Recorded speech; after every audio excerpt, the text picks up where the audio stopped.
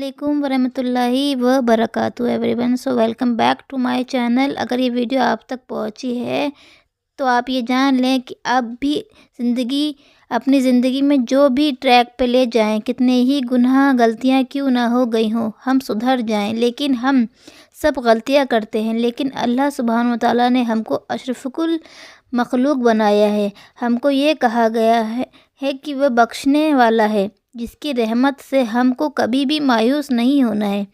वो रब है, वो उस रब से हमारा वास्ता है और उसी लिए ताकि हम उसको भूले नहीं, हम उससे दूर न जाएं और हम उससे दोस्ती कर लें। और वो चाहता है कि आप उसके करीब आ जाएं, तभी तो ये वीडियो आप तक पहुंची है।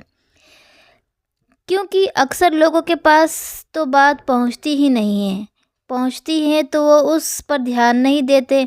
तो इसके बारे में हम इंशाअल्लाह इस आयत में डिस्कस करेंगे कि किस तरह हमसे आखिरत में भी सवाल किया जाएगा कि तुम्हारे पास हक़ की बात पहुंची थी, अल्लाह ने पहुंचाया था पैगाम, तुम्हारे क्या किया।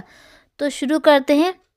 मैं अपने सूरह मुल्क के कुछ आयतें इंशाअल्लाह कोशिश करूँगी कि इसे तरह से आपको अच्छी तरीके से आपके सामने से को पेश कर सकूँ और हम अमल करने वाले बन जाएं। बिस्मिल्लाहिर्रहमानिर्रहीम। बड़ी शान है उस ज़ात की जिसके हाथ में सारी बादशाहत है और वो हर चीज़ पर पूरी तरह कादिर है, जिसने मौत और ज़िंदगी इसलिए पैदा की ताकि हम तुम्हें आजमाएं कि तुम में से कौन अमल में ज़्यादती करता है, यानी कौन तुमसे बेहतर अमल करता है, और वही है जो मुकम्मल एकदम है। तो देखें कि अल्लाह सुब्हान व तआला ने पहले ही सूरह मुल्क की जो आयतें हैं इसमें हमें बताया है कि जो ज़िंदगी और मौत है, ये जो हमें दुनिया में भेजा गया है, क्यों? ताकि हम आजमाए जाएं। अब वो किसी भी तरह से अल्लाह आजमा सकता है। अल्लाह सुब्हान व तआला कुरान में ये भी फरमाते हैं कि हम तुम्हें आजमाएंगे, कभी भूख से, कभी खौफ से, कभी औलाद से, कभी माल से। तो आजमाइश तो हमारी होनी ही होनी है। और ये भी हम बार बार कुरान में कहा गया है, लेकिन अल्लाह ने ना कभी आपको नोटिस करा, ना कि ये कि चीज़ मुझे ऐसा लगता है कि अल्लाह सज़ा देने वाला नहीं। अगर आप ये एक्सट्रीम लेवल पे हो तो कहीं जाके आपको सज़ा मिल सकती है। वो भी हमें अल्लाह की रहमत से उम्मीद रखनी चाहिए कि अगर हमने तौबा कर ली, हमें रियलाइज़ है, तो वो माफ़ कर देता है। वो इतने रहम है। लेकिन हम हमेशा दुनिया में हमें आज़माया जाता है और क्या देखता है कि कौन अमल में सबसे ज़्यादा बेहतर है, कौन मेरा बंदा है, कौन इसे दुनिया की सारी अट्रैक्शन देखने के बाद जब चीज़ें जवानी में उसे इतना स्टंट करे, जब मुश्किल ही दीन पर चलना है, वे मेरी तरफ आए, वे नमाज को थामे, वो मुझसे दोस्ती करे।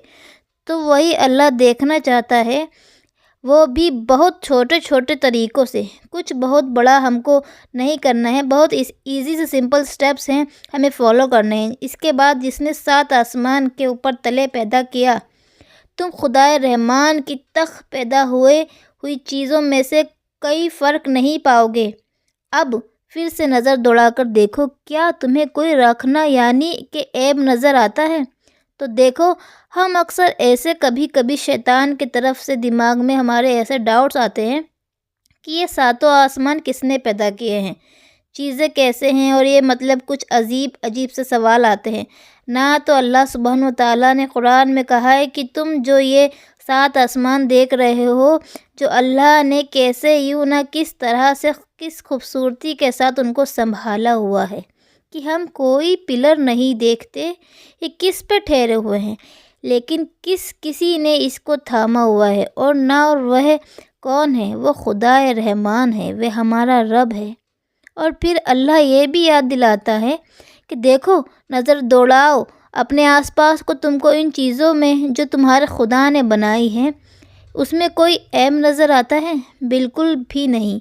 उसके बाद फिर बार बार नज़र दौड़ा, देखिए कि अल्लाह कैसे कह रहा है। नतीजा यही होगा कि नज़र थक हार के तुम्हारे पास ना मुराद लौट कर आएगी, लेकिन हम कोई ऐब नहीं ढूंढ पाएंगे ज़मीन में से लेकर आसमान तक। ये सब हमारे रब की शान है ان کے ہونے کی نشانیاں ہیں جو لوگوں سے سوال کرتے ہیں۔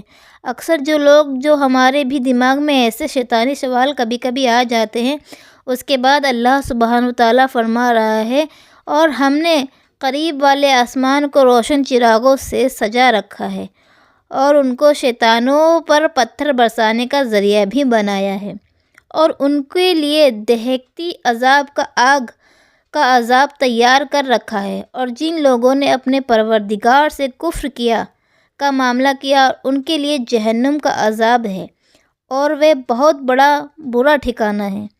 تو کن لوگوں کے لیے بہت برا ٹھکانہ ہے؟ کن لوگوں کے لیے؟ جہنم، جو کفر کرتے ہیں۔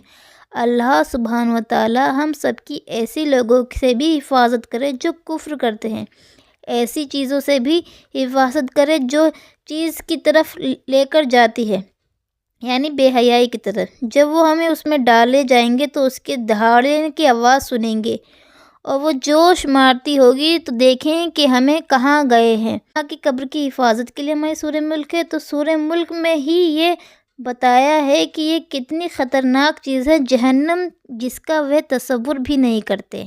کہ ہر مومن کی، میں کہتی ہوں ہر انسان کی حفاظت کرے، ایسا لگے جیسا کہ وہ غصے میں پھٹ جائے گی۔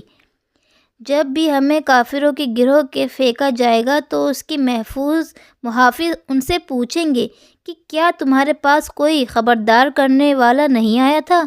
وہ ان لوگوں سے پوچھا جائے گا جو جہنم میں جل رہے ہوں گے۔ تو دیکھیے، آج کل ہمارے پاس ہمارے گھر والے ہوں یا ہمارے آس پاس کے لوگ ہوں، ہمارے دوست ہوں، یا سوشل میڈیا پہ بھی ایسی کافی سائن آتے ہیں اللہ تعالیٰ کی طرف سے۔ ایسے لوگ آتے ہیں جو کچھ لوگ کے پاس جن کو اللہ تعالیٰ چاہتا ہے کہ ہدایت ملے، کہ انہیں سمیٹ لے، انہیں بتاتے ہیں کہ قرآن دیا گیا ہے ان سے بڑی بات، اور ایسے مولانا ہیں، کتنے ایسے مولوی ہیں جو دین پھیلاتے ہیں۔ یہ کیا ہے؟